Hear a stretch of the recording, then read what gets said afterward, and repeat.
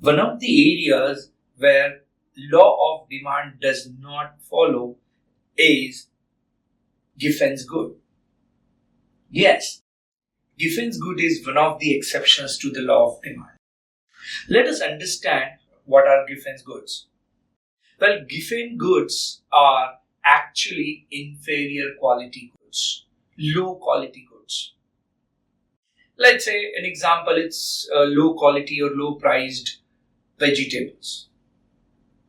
Or let's say vada pav, right? And the list doesn't end. So, what does this actually Giffen's good exception works out?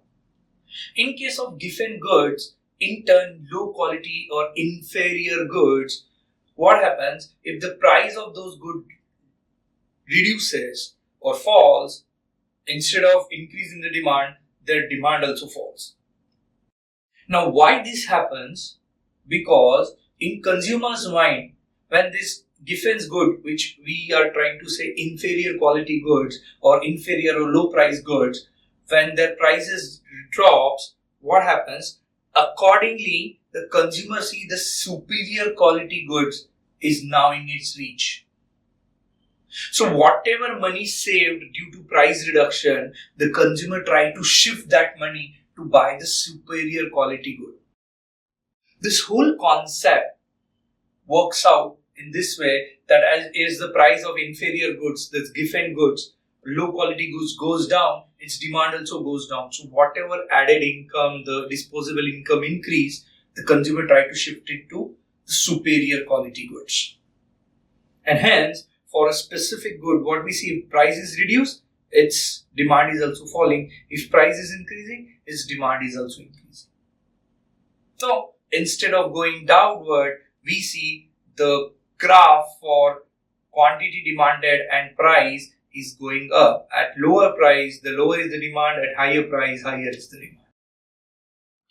So, this whole effect where consumers spend the whatever money is being excessive or saved into a superior quality goods has been observed by Sir Robert Giffen in England.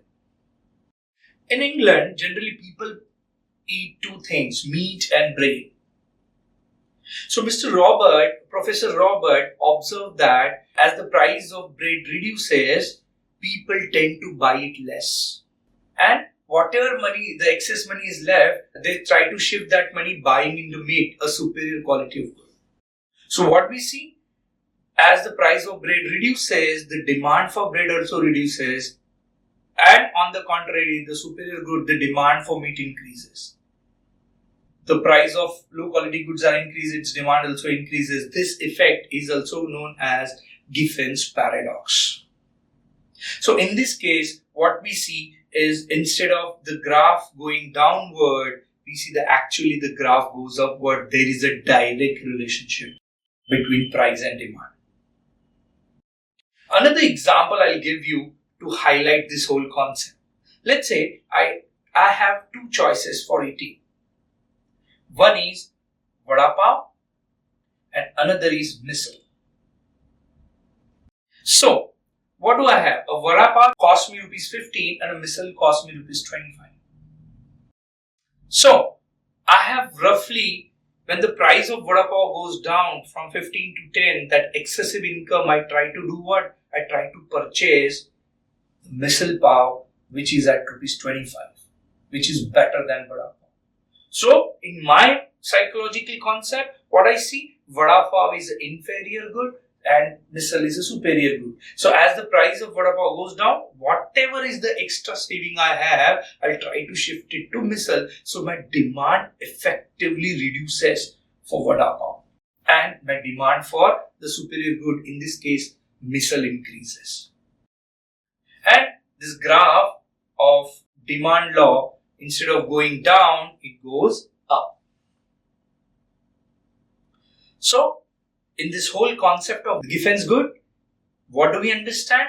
That inferior goods or inferior quality or inferior price goods are demanded less at lesser price and high at higher price. So, instead of negative relationship, there is a direct or positive relationship between price and demand, and the graph goes upward.